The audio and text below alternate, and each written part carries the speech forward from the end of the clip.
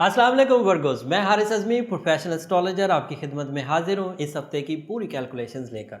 जब मैं ये सारी कैलकुलेशंस कर रहा था तो मैंने जेमिनी जिनका रूलिंग प्लैनेट मरकरी है और वर्गो जिनका रूलिंग प्लैनेट मरकरी है, इनका ये 2019 का एक पैच, एक सर्टन टाइम जो तकरीबन 80 दिन का है, 10 फरवरी से शुरू हुआ है, अप्रैल की 17 तक चलेगा, कुछ तारीखें आगे पीछे हो सकती मुख्तलिफ लोगों की डेट ऑफ बर्थ के अतबार से, बट उम्मीद ये है कि 17 को ये ख़त्म हो जाएगा। पहले 40 दिन ये हबूत में था, कमज़ोर हालत में था, और जो 6 मार्च को टाइम शुरू होगा वो रेट्रोग्रेड होगा, रुजत में जाएगा, उल्टा चलेगा, और आपका ये रूलिंग प्लैनेट है। और आपके यहाँ इसकी ये वाली कमज़ोरी जो है ये है भी 6th हाउस में, the house of physical health, the house of organ performances.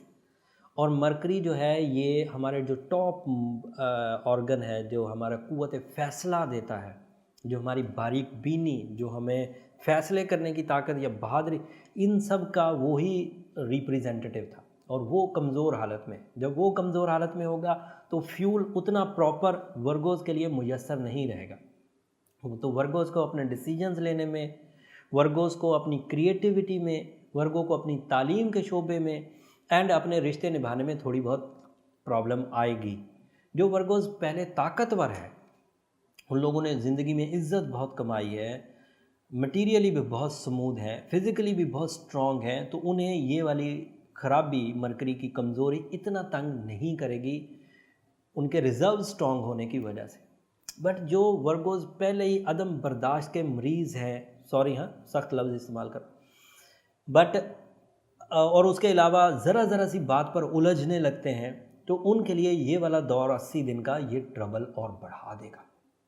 तो ऐसी सिचुएशन में जिन लोगों का कमज़ोर विर्गो से वास्ता पड़ने वाला है, या तो वो उनके साथ पहले ही रवैया ऐसा रखें कि वो एक्सपेक्ट करेंगे ये हमसे कुछ सख्त बात करेगा और बात सुनेगा प्रॉपरली नहीं, या कोई अक्लमंद वर्गो है तो वो ही अपने अंदर इस कमज़ोरी को महसूस करे और जब वो दूसरे से बात करने लगे तो फोर्सफुली अपने आप को प्लेजेंट रखने की कोशिश करे, परफॉर्म करे।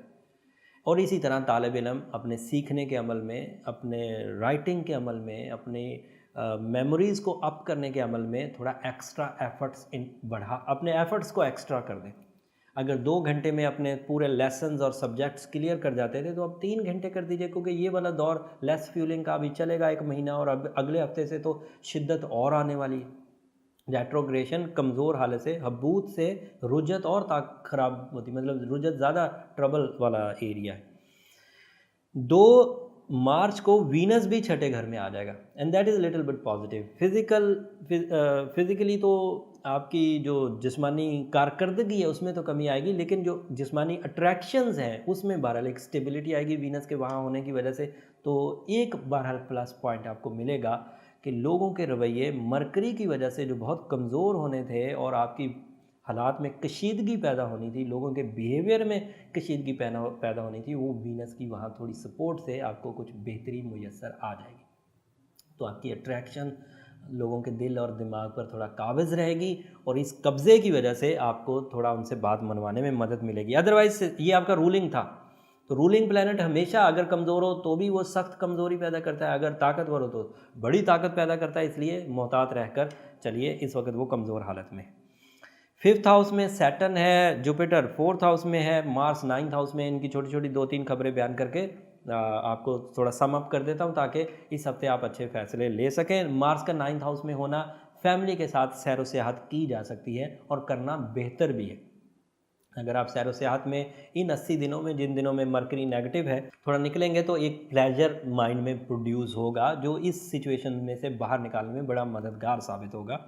एंड जो ज़रा लंबे हिजरत की कोशिश कर रहे हैं, बिल्कुल ही अपनी ज़िंदगी में एक लाइफस्टाइल बदलना चाहते हैं, दोहरी शहरियत हासिल करना चाहते हैं, तो उनके लिए भी ये दौर अच्छा है, ये हफ्ता अच्छा है, ये आगे भी चलेगा और आगे चलना इसमें और तरक्की होगी और ताकत आएगी। और कोई ऐसा ट्रैवल है जिसका कोई मकसद है, कमर्शियल मकासद के लिए अगर ट्रैवल करना चाहते हैं तो वो भी कर पाएंगे।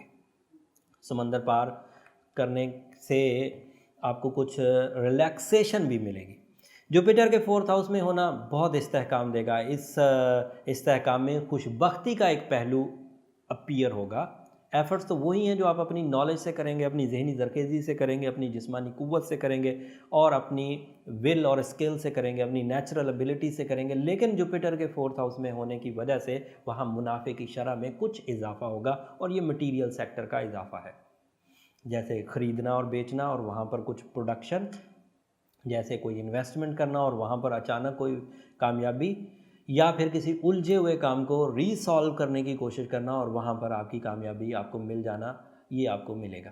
तो अगर ओवरऑल देखा जाए तो वीनस की पोजीशन रिलेशनशिप के लिए अच्छी, मीटिंग्स के लिए अच्छी, गेट टुगेदर्स के लिए अच्छी, जुपिटर की पोजीशन ख़रीदने और बेचने के लिए अच्छी, मार्स की पोजीशन हिजरत के लिए अच्छी, बट साइकोलॉजिकली मरकरी की नेगेटिविटी आपको उलझाए रखेगी और बर्दाश्त में कमी लाएगी, तालिब इल्मों के लिए भी नुकसान करेगी।